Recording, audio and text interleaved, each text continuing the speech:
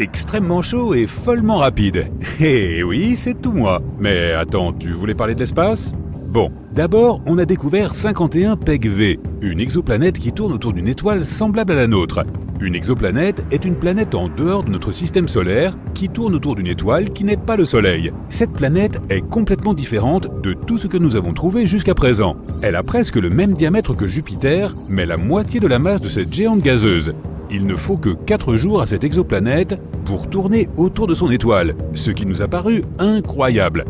C'était définitivement trop rapide pour quelque chose d'aussi massif. Et puis les scientifiques ont commencé à découvrir ce qu'ils ont nommé des Jupiters chauds partout dans l'espace. De nombreuses géantes gazeuses brûlantes se trouvaient à seulement quelques millions de kilomètres de leur étoile. Parfois, 2 ou 3 corps spatiaux orbitaient de très près autour de leur étoile, et beaucoup étaient plusieurs fois plus gros que la Terre. Les systèmes solaires où ils ont trouvé ces Jupiters chauds ne ressemblent pas aux nôtres. Nous avons un système bien ordonné, avec des petites planètes rocheuses à l'intérieur et de grosses géantes gazeuses à l'extérieur. Et presque toutes orbitent paisiblement autour du Soleil, en suivant leur propre trajectoire. Tout est donc en ordre. Lorsqu'une étoile se trouve dans la première phase de sa formation, elle crée un disque de gaz, de débris et de poussière autour d'elle. On appelle ça un disque d'accrétion. Ces gaz sont lentement attirés vers l'étoile en raison de ses forces gravitationnelles, et cela conduit à une sorte de tourbillon stellaire. Les parties extérieures du disque sont plus denses en gaz que le centre. Avec le temps, l'effet tourbillon devient encore plus puissant. La même chose se produit avec les Jupiters chauds, ce qui fait que ces géantes gazeuses se mettent à orbiter beaucoup plus vite que normalement. Cela les entraîne aussi vers leur étoile en une spirale de plus en plus étroite. Heureusement, notre Jupiter n'est pas devenu un Jupiter chaud. Notre géante gazeuse a commencé sa vie sous la forme d'un astéroïde glacé de la taille de la Terre, ce qui est différent de la façon dont les Jupiters chauds se forment habituellement. À l'époque de sa prime enfance, Jupiter était environ 4 fois plus éloigné du Soleil qu'aujourd'hui, quelque part entre Uranus et Neptune. Environ 2 à 3 millions d'années après sa formation dans le disque d'accrétion de notre Soleil, Jupiter a entamé une phase de 700 millions d'années que les astronomes appellent le Grand Tac. Le tac, ou virement de bord, est la manœuvre qu'effectue un bateau lorsqu'il se dirige vers une bouée et qu'il la contourne en glissant.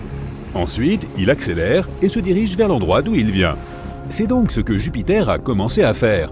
Et dans ses migrations orbitales de plus en plus serrées, la gravité de cette planète aurait pu déplacer de nombreux astéroïdes et autres corps spatiaux, déformer les orbites des grandes planètes et provoquer des collisions et le chaos. Le grand tac de Jupiter aurait détruit de nombreux corps spatiaux. C'est un scénario qui aurait pu arriver, mais heureusement, Jupiter a changé de cap et est devenue la géante gazeuse pacifique que l'on connaît. Neptune, Uranus et Saturne se sont elles aussi lancées dans ce processus chaotique.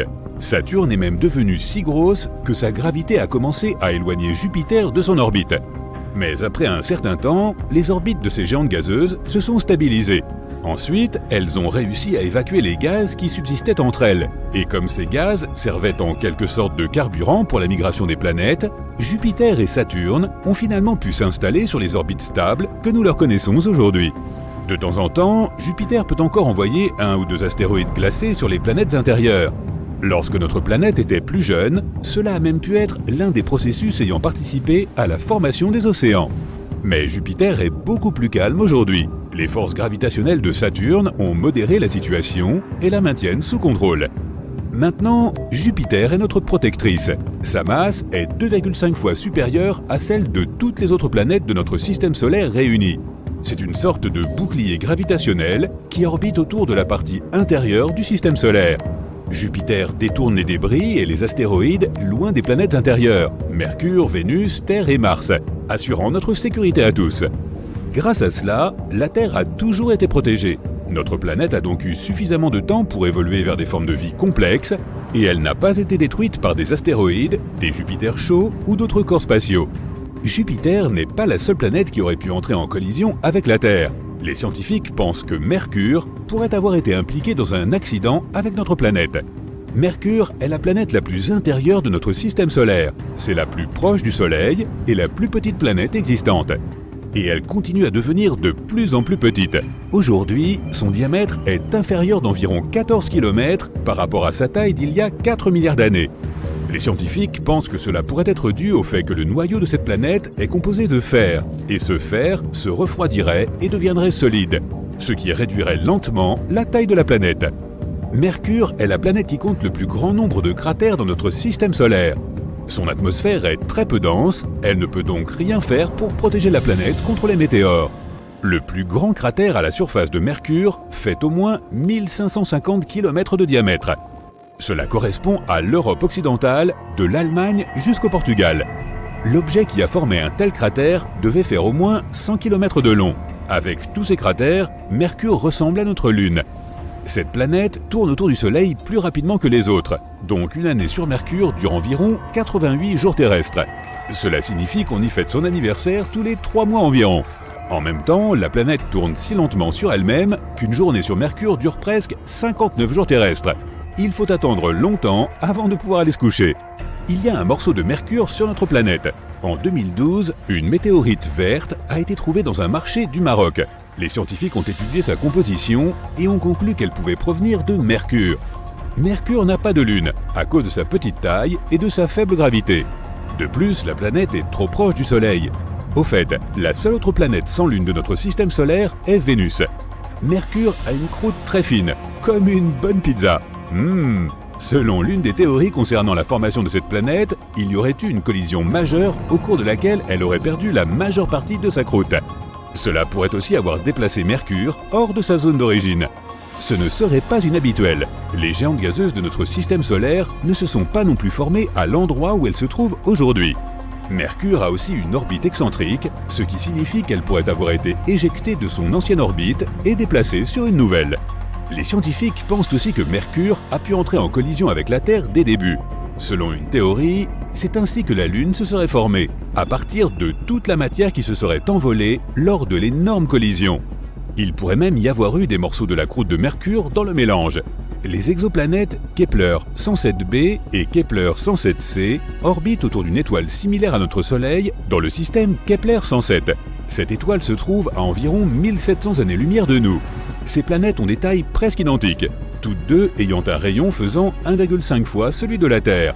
Mais l'une d'entre elles, Kepler 107c, est presque 3 fois plus dense que l'autre. C'est parce que leurs compositions sont différentes.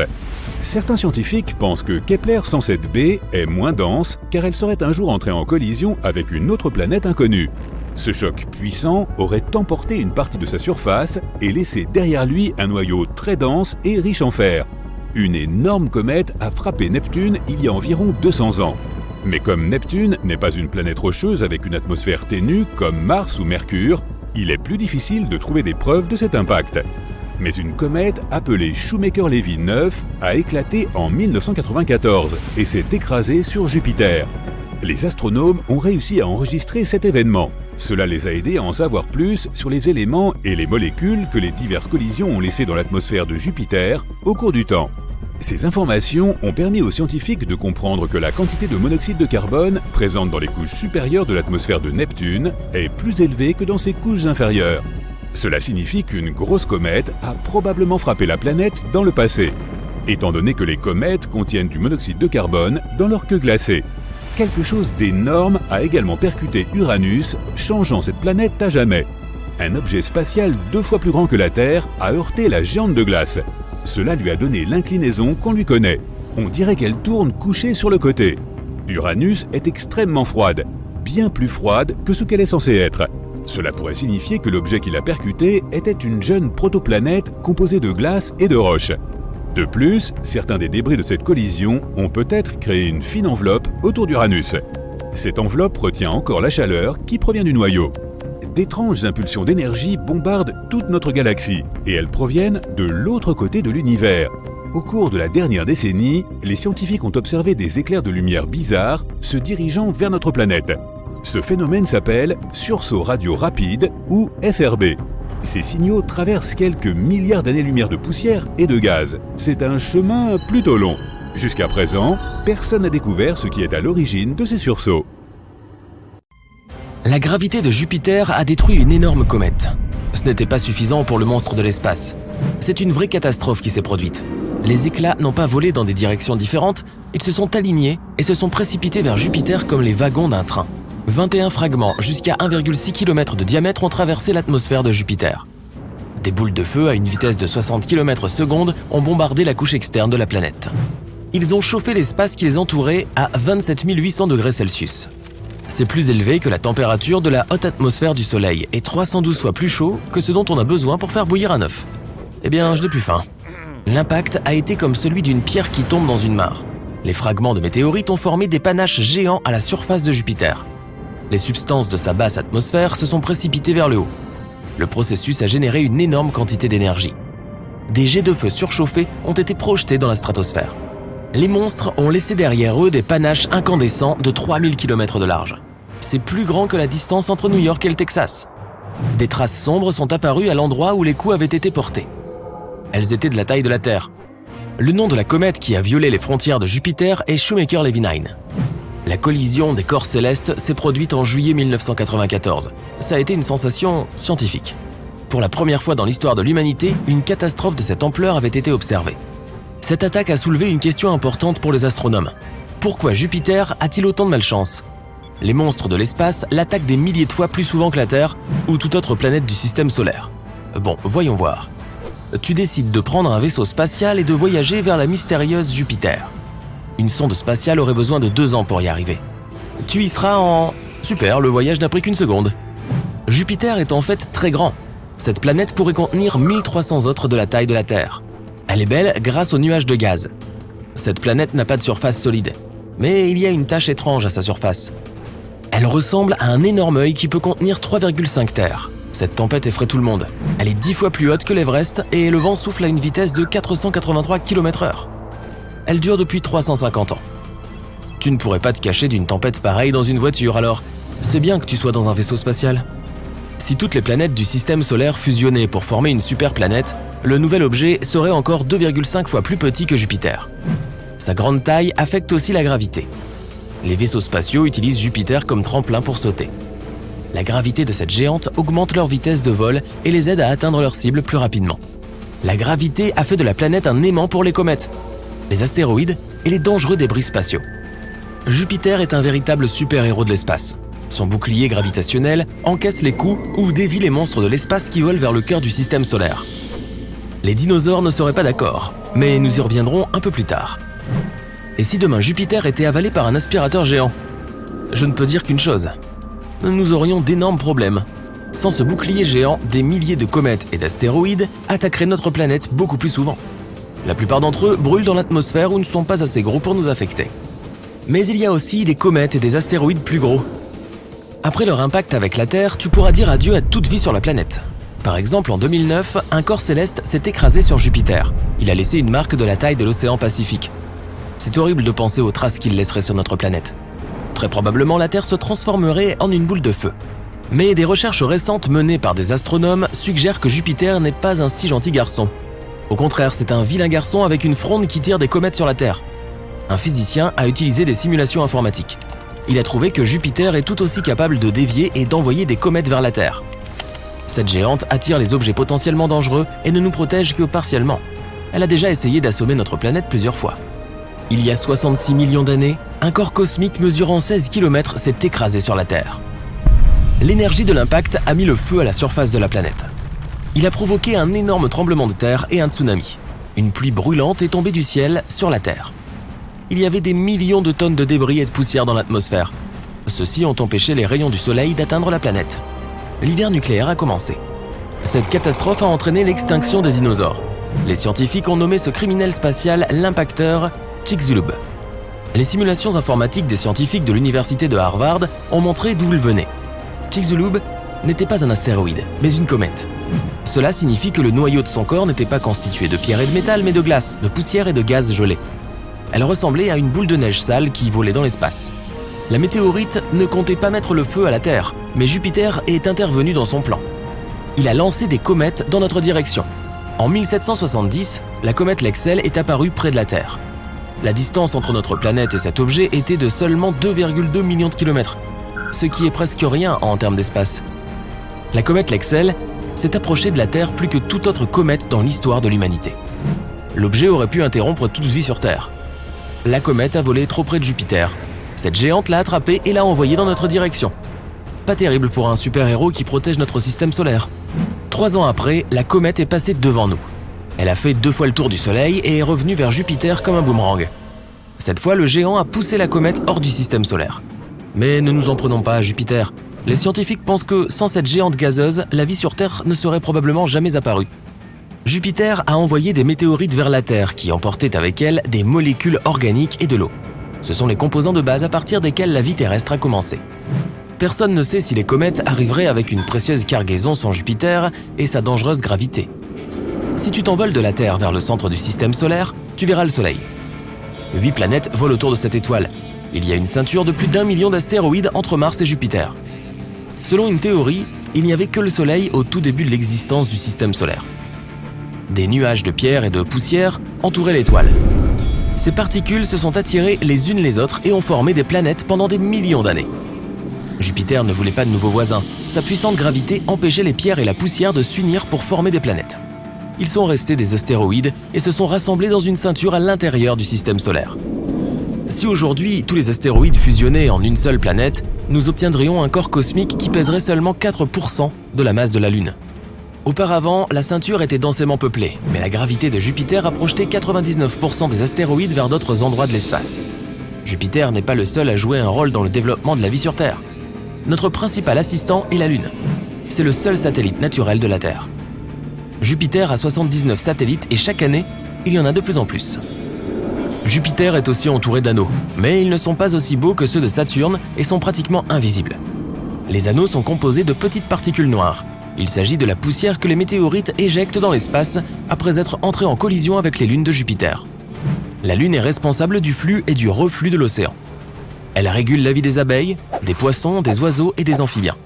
Même toi, tu ressens l'influence de la Lune tous les jours. La fluctuation de la luminosité du disque dans le ciel nocturne régule le niveau de mélatonine dans ton cerveau. Cette hormone est responsable des rythmes circadiens qui sont importants pour bien dormir. La Lune est née d'une autre catastrophe, comme beaucoup d'autres choses dans l'espace. Il y a des millions d'années, la Terre ressemblait à une boule de lave chaude. Il n'y avait ni eau ni air. Elle était uniquement enveloppée de dioxyde de carbone et d'azote. À cette époque, une autre planète de la taille de Mars, de nos jours, s'est écrasée sur la Terre. Les scientifiques l'ont nommée Theia. À une vitesse de 14 000 km/h, elle est entrée en collision avec la Terre. Cet impact d'une puissance incroyable a projeté des millions de tonnes de matériaux dans l'espace.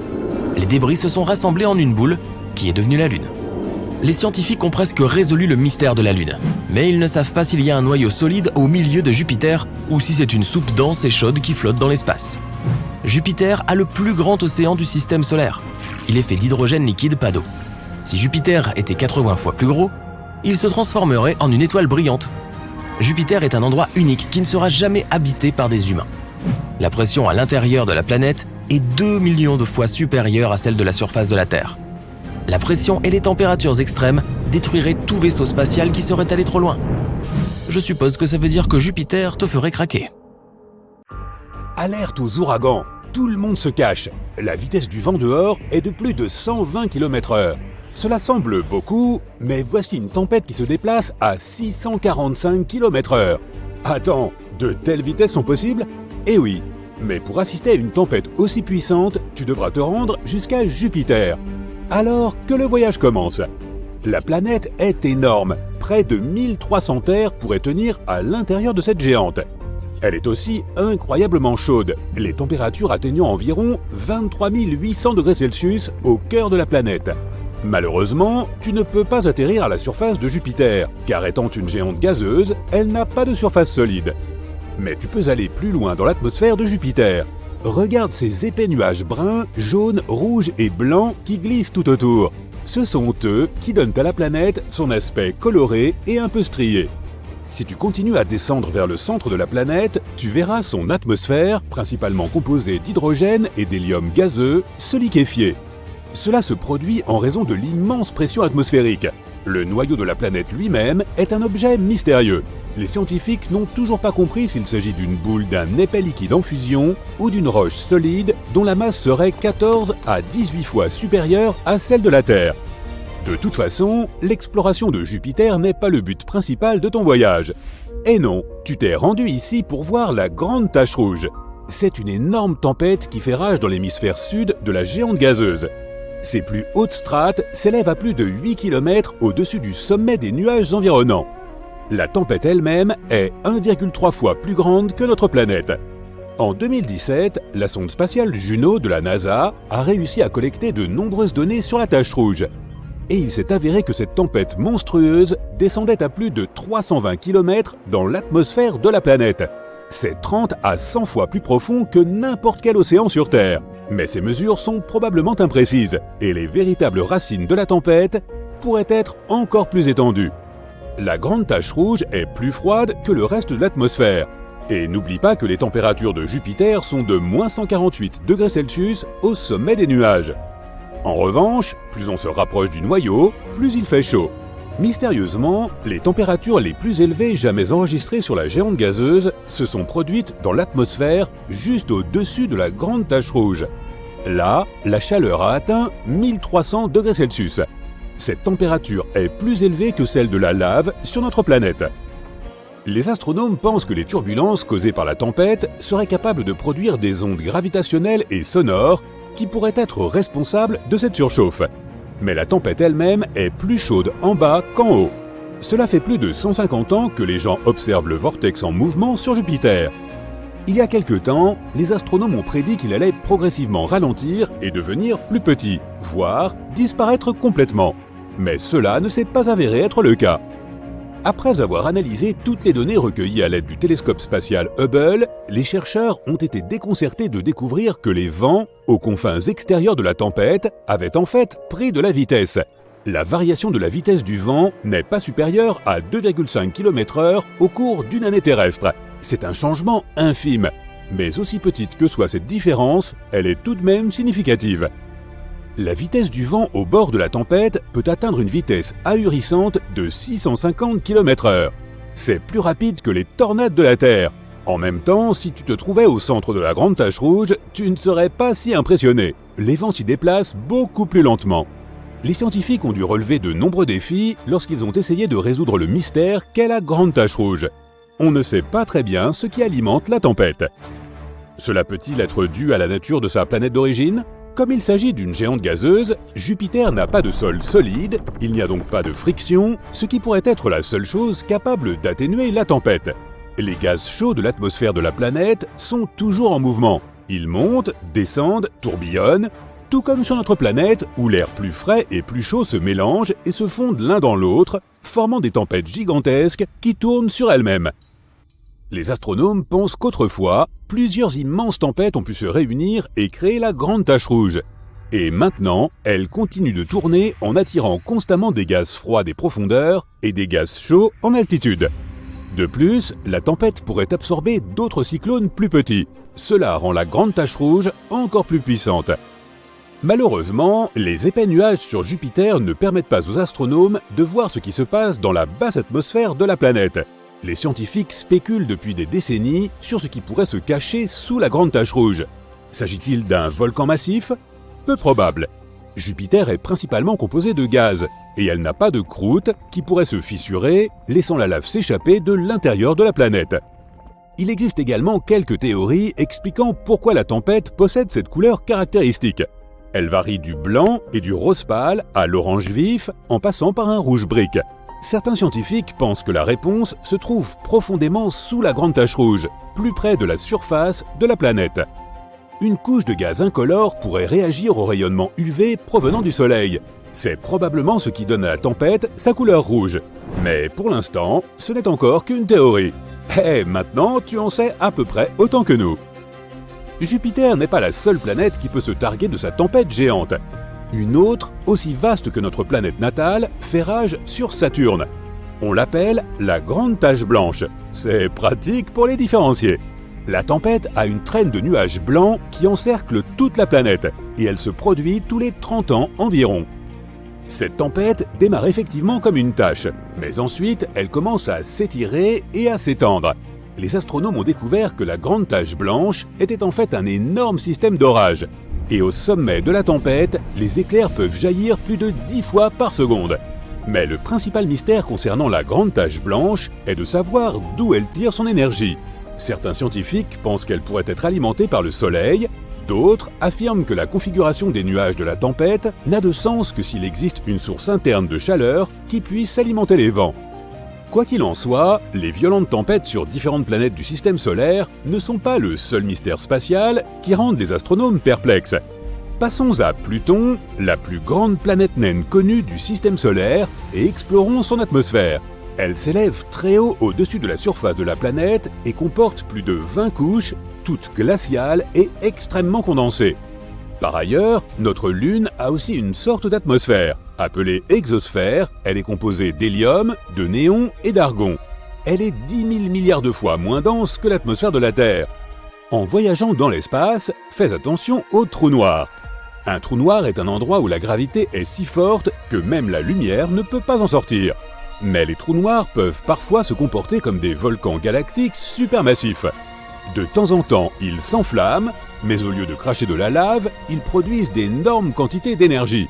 Et ce phénomène laisse des trous béants dans la matière et le gaz environnant. Il y a peu de temps, les scientifiques ont découvert l'un des plus grands cratères de l'univers. Les radiotélescopes et autres télescopes à rayons X ont détecté un trou noir supermassif qui a piqué une crise il y a de très nombreuses années. Cela s'est produit dans un amas de galaxies situé à environ 390 millions d'années-lumière de la Terre. Le cratère que cet événement a laissé derrière lui pourrait contenir 15 galaxies semblables à la Voie lactée. Oui, même moi ça me dépasse un peu. Pendant ton voyage à travers l'espace, réfléchis bien avant d'atterrir sur des planètes inconnues. Sinon, tu risques de te retrouver dans un endroit comme K2 141b. C'est une planète située en dehors de notre système solaire. À première vue, elle n'est pas si différente de la Terre. Elle possède des océans liquides qui s'évaporent, forment des nuages, se condensent et reviennent à la surface sous forme de pluie. Mais au lieu d'eau, il pleut des pierres. La surface de cette exoplanète est recouverte de mers de lave profondes de plusieurs dizaines de kilomètres. Les températures sur K2 141b atteignent